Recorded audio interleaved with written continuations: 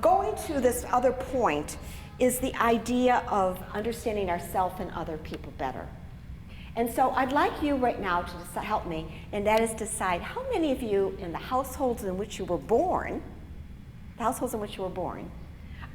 reared, I mean, reared, not born, but reared, how many of you were the oldest?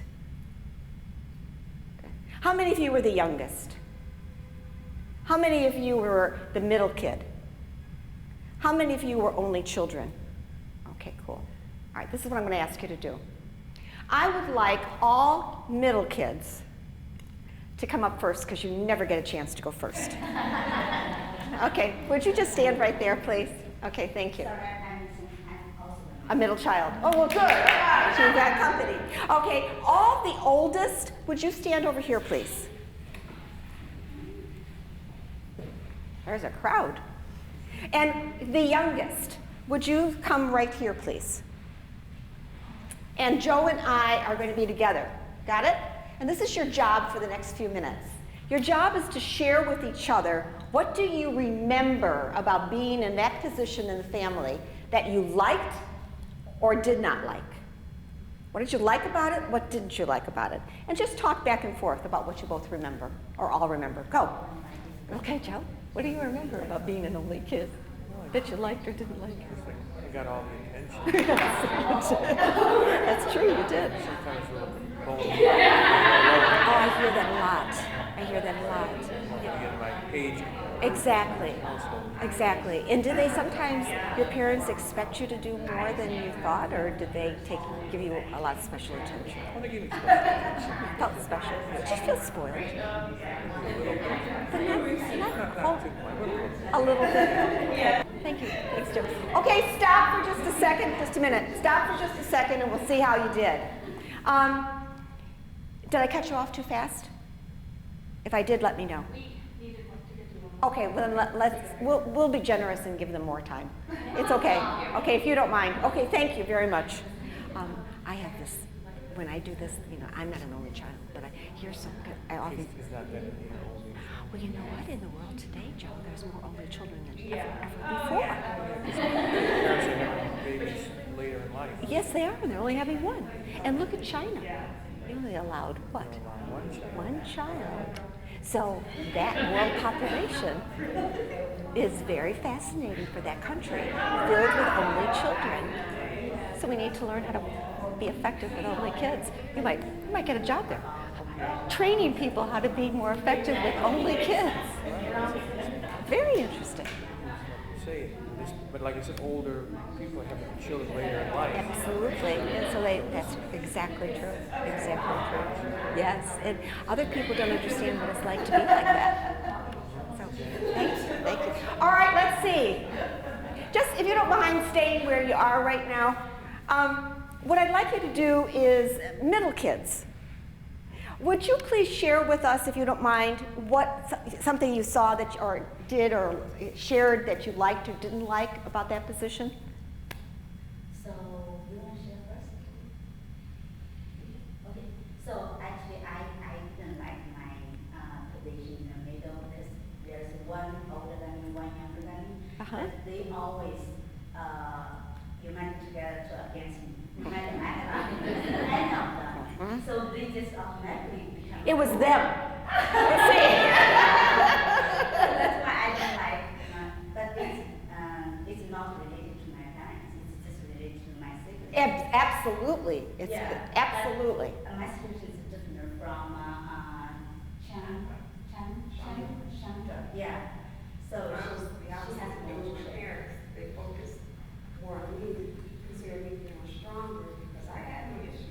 I didn't complain like my sisters and brothers that are too older and younger. And they complained. I didn't. So I was the mature one. You were the mature one. Yes, and expectations went along with that, didn't they? Very interesting. Very interesting. How about youngest? Well, someone heard that, when we went to school, I was kind of glad that someone else went before me. Especially in junior high and high school. Right. So someone else went ahead of you. You didn't have to be the trailblazer as the youngest. Good. Okay. Anything else you want to add? No? That's great. You let the others do the hard work. Exactly. And how about oldest? Well, everybody has something a little bit different, but we all agreed that it was good that you got a lot of attention, but you were also bossy. So sometimes it was good to be able to be bossy, but at the same time it was also negative because They never noticed your bossiness. they didn't like your bossiness. No, not at all. Absolutely not. No, thanks, Chris. Anything else? No? How about only? Joe, you want to go and share a little bit about being an only child with the rest of I them? was maybe a little bit spoiled, but still I enjoyed the attention and it was fun. Yeah, he It's did. all about me, but it was a little lonely that I didn't have another sibling with me. He liked the specialness. He got lonely at times, and he knew that, you know, he wasn't necessarily spoiled. There were expectations that went along with being in that position. Good for you guys. You did a good job. Okay, very good. We're going to talk about this a little bit further. If you come back and sit down, because I'm going to review it. I'd like to make a point of this, because remember, every person in your workplace has a different position in their family. And they don't necessarily leave that behind. They frequently bring that position into the work environment. And the more that you and I understand it and ourselves, the better off we're going to be in understanding why some of them behave the way they do. Okay? And that will, again, clear our vision. Joe, do you think you could do me a favor and do a shar and stand on this chair? I'll help you. Can you do that? All you have to do is face them. That's all you have to do. You can get up. Can you get up there? You sure? Okay. And then just turn around. That's good. Want to hang on to me? Yeah. Got it. Very good. Okay. Well, okay. And would you come and stand in this chair, please? And this is all you have to do. Stace? Good. Okay. Here what we're going to do. We're going to do a little role playing, and all the two of you, oh my God, they're tall, aren't they? Look at that. Okay, now all the two of you have to do is just stand there. We're going to act out something. How many of you have brothers and sisters? How many of you have children of your own? Okay. Now, are all your brothers and sisters the same? No. Are your children all the same? No. Did you ever wonder why? And so what I'd like to do is explain in part why that is. And so what I'd like to do is pretend that these two people met here at Loyola, and they got very fond of each other, and they ended up dating and ended up married. Okay, got it? So here you are. And then they decide after a couple successful years of marriage, they're going to have a child. So they have Leslie. Come on, Les. Okay, here we go. Well, let's not explain the genetics in this one. We don't have to. It's role playing, Les. Okay, that's good. Okay, that's very good. She was worried about genetics. I love it. Okay, here we are. Now, okay, there she is. Ready? And she's such a sweetheart of a child. She's so pleasant. So they decided to have another child, and they have Chris. Come on, Chris. Okay, good. All right, now they come from big families, so they decide to have another one, and they have Tammy. Come on, Tim. Aren't they doing a good job? Yeah, really. Okay, now watch, because something very valuable happened. When Leslie came, she went where? Right in the what? There she was, Mommy and Daddy. Okay, there she is. See that? It's wonderful. There she is. And when Chris came, did she say hello?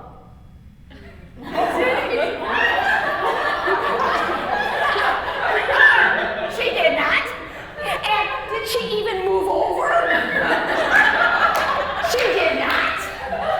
Absolutely not. So what did she do? She stayed where that was it. And so Chris had to do what? She had to find her what? Her spot. She had to find her spot. Oh, look at she went, oh, I'm so sorry. Okay, but wait. Chris had to find her spot. Tammy came along. Chris did not say, come on over here, Tammy. Did she? No, she did not. And so therefore, Tammy had to do what? Find her spot. This is very important for every one of us to get. Because in a family, what happens is we have two things. Every one of us comes into a different family. The first child comes into a family of 2. The second one into a family of 3. The third one into a family of 4, and onward. And at every time, we want to find our place. Where do I belong?